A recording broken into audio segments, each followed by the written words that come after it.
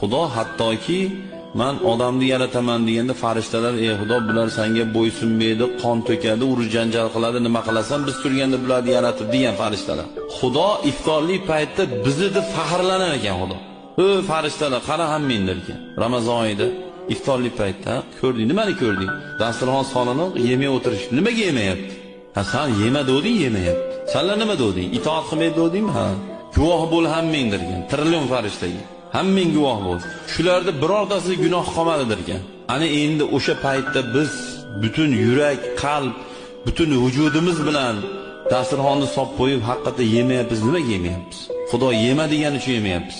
Shuning uchun Ramazon oyini ro'zasini tutgan odamni jasadi do'zaxga kirmaydi inshaalloh.